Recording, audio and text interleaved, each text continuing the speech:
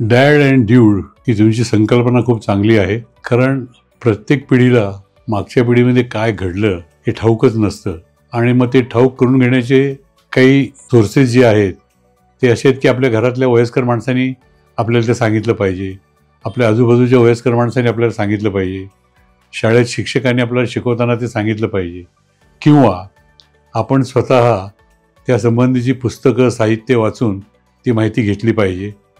त्यापैकी एक तुमचा प्रयत्न आहे की हे जे तुम्ही डॉक्युमेंटेशन करता आहात ही अतिशय चांगली गोष्ट आहे. दोन पिढींमध्ये संवाद झाला पाहिजे. आजकाल संवाद कमी आणि वाद जास्त असंच होतं आहे. पूर्वीच्या काळामध्ये असणारी साधनं आणि आजच्या काळामध्ये असणारी साधनं माहितीची याच्यामध्ये प्रचंड तफावत आहे.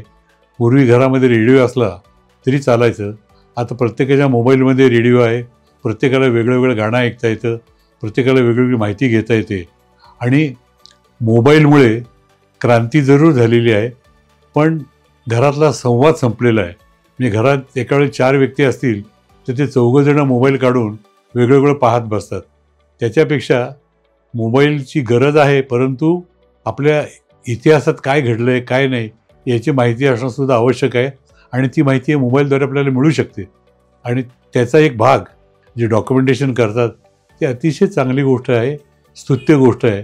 आणि पुढच्या पिढीला मागच्या पिढीने केलेलं कॉन्ट्रीब्युशन, प्रगती, त्यामध्ये असणारा सहभाग, आणि आपण म्हणजे डार्विनची जशी थिअरी आहे उत्क्रांतीची, तसं आपली देखील एक उत्क्रांतीच आहे की आपण कसे कसे वाढत गेलो.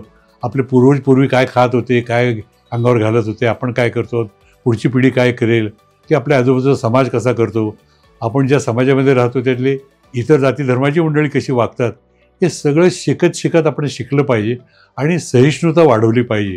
त्या दृष्टिकोनातून तुमचा हा उपक्रम अत्यंत स्तुत्य आहे. माझ्या त्याला मनापासून शुभेच्छा.